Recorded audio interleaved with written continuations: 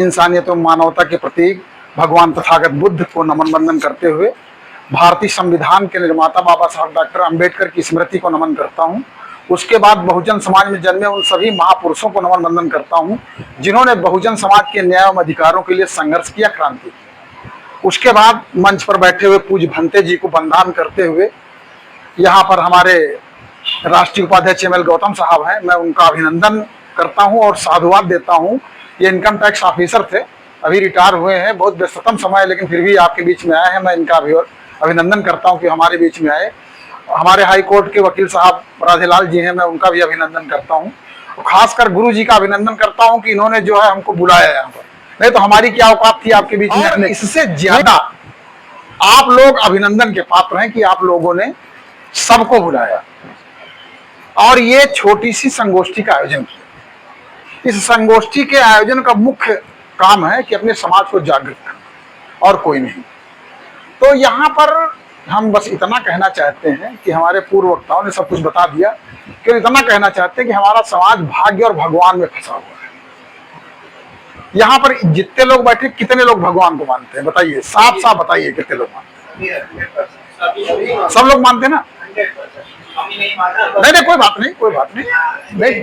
देखो भाई, ना जानने की वजह से तो सब लोग सब कुछ मानते हैं ना। तो सबसे बड़ी बात यह है कि भगवान को क्यों मानते हैं, प्रश्न चिन्ह होना चाहिए। भगवान को क्यों मानते हैं? भगवान को इसलिए मानते हैं कि भगवान के पीछे कहानियां हैं। यह बताया गया कि भगवान एक सर्वशक्तिमान है, उसके पास सभी शक्तियां मौजूद है। वो पल भर में चुटकी बजाते राई को पर्वत करे, पर्वत राई में, कि नहीं? भगवान इतना पावरफुल चीज है, ये कहानी में गढ़ा गया कि किसी को अगर खुश हो जाए तो सोने का पहाड़ दे दे, और किसी से नाराज हो जाए तो उसको बर्बाद कर दे।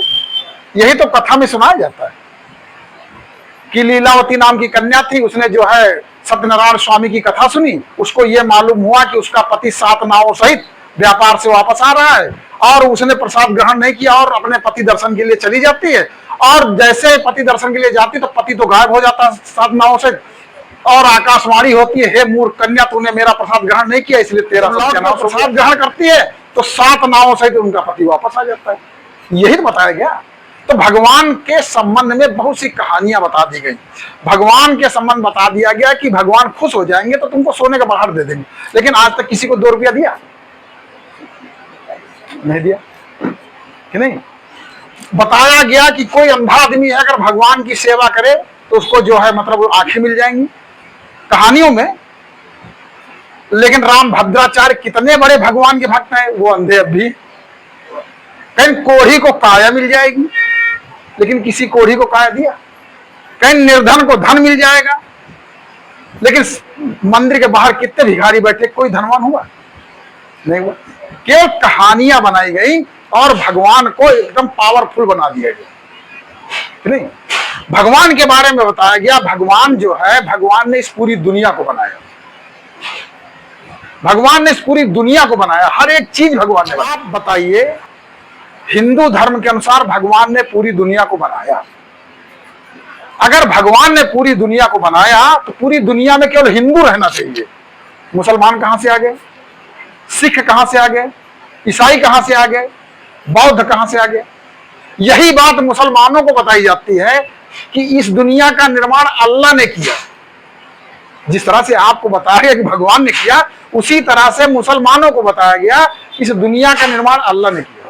अगर इस दुनिया का निर्माण अल्लाह ने किया होता तो पूरी दुनिया में मुसलमान होते, हिंदू ना होते, सिख ना होते, ईसाई ना होते। उसी तरह से चर्च में और ईसाइयों को बताया गया कि इस पूरी दुनिया का निर्माण ईसा मसीह ने किया। ठीक है? अगर ईसा मसीह ने पूरी दुनिया का निर्माण किया होता तो इस पूरी दुनिया में ईसाई ही होते, हिंदू ना होते, मुसलमान ना होते, सिख ना होते, बौद्ध ना होते, कि नहीं? तो इस तरह से हमको भरमाया गया। हर धर्म में इसी तरह से लोगों को मूर्ख बनाया गया।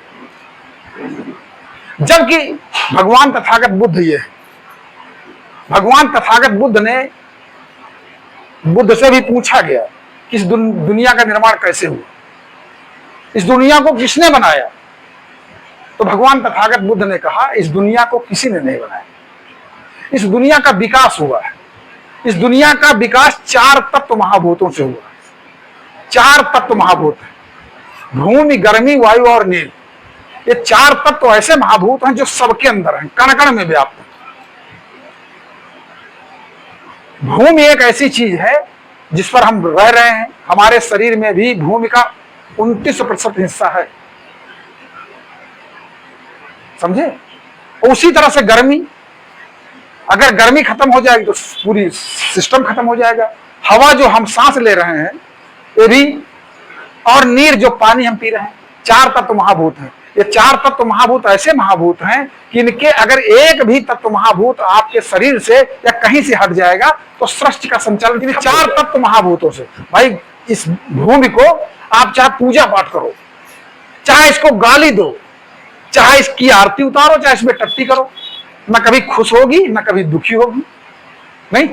उसी तरह से गर्मी, ये सूर्य है, तप रहा है एकदम से, इसकी चाहे आरती उतारो चाहे इसको गाली दो, लेकिन कभी न ये खुश होगा न कभी दुखी होगा।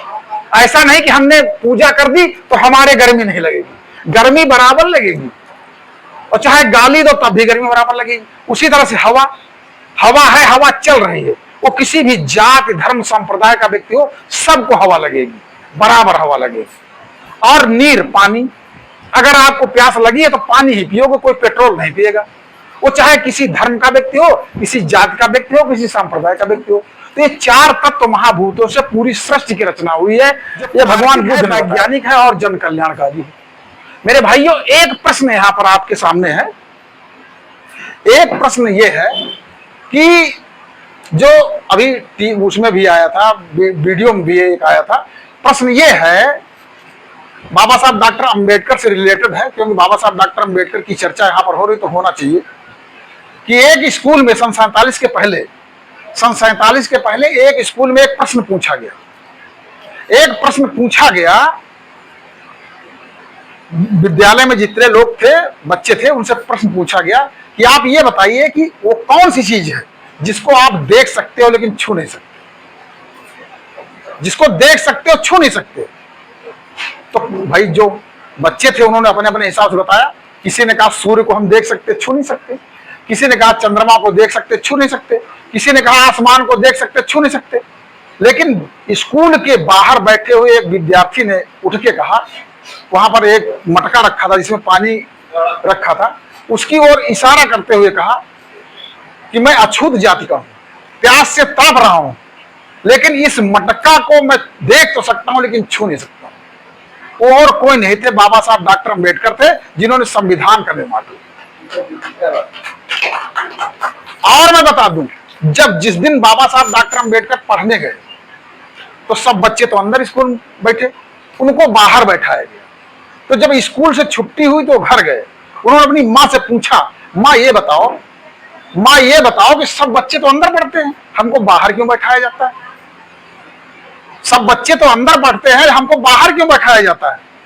तो उनकी माँ ने कहा, बेटा ऐसा है कि उनको पढ़ने का अधिकार है और हम तुमको पढ़ने का अधिकार नहीं है। तो कहीं ये कहाँ लिखा है? कहीं कि उनकी किताब में लिखा है। कहीं कहाँ लिखा है? तो कहीं उनकी किताब में लिखा है। मैं विश्वास दिलाता हूँ, एक दिन पढ़ लिख करके मैं ऐसी किताब लिखूंगा जिसमें सबको बराबर पढ़ने का अधिकार हो। उन्होंने संविधान का निर्माण किया। तो मेरे भाइयों, अगर बाबा साहब डॉक्टर अंबेडकर ने संविधान का निर्माण न किया होता तो पब्लिक एजुकेशन में पैसा खर्च ना होता, और पब्लिक एजुकेशन में पैसा खर्च ना होता तो स्कूल के एक बेंच पर बैठकर बामन और भंगी का बच्चा पढ़ नहीं रहा होता। ये संविधान की ताकत। संविधान जब नहीं लिखा गया था, उसके पहले भी देवी देवता थे, किताबें थी, पुस्तकें थी, धर्म ग्रंथ थे, लेकिन हमारी स्थिति बदतर थी, जानवरों की तरह थी।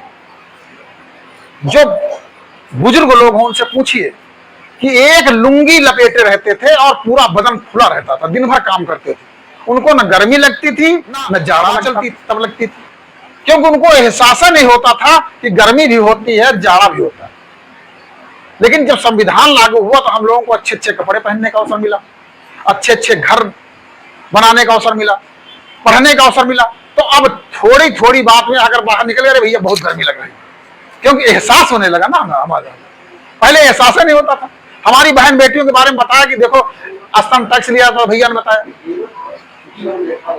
त्रावणकोर एक राज्य था, वहां का राजा इतना शैतान था। दो राज्य यहां पर थे जो बहुत ही कट्टर थे, एक तो पूना का राज्य और एक ये। तो यहां पर ये व्यवस्था थी कि जो SC BC की लड़कियां होती थी उनको इतने से नीचे ही कपड़े पहनने का ऑर्डर था, ऊपर स्तन खुला रखना पड़ता था, और अगर वो बंद करना चाहे तो टैक्स दें। अब एक तो खाने का यहाँ कुछ है नहीं, तो टैक्स कहां से कौन देगा कि नहीं। राजा इतना हरामी था, जब उसकी सवारी निकलती थी तो सब लड़कियां जो है ऐसे मतलब इतने से पहन करके मतलब स्तन खोल करके जो है उसके ऊपर फूल बरसाती थी। सोच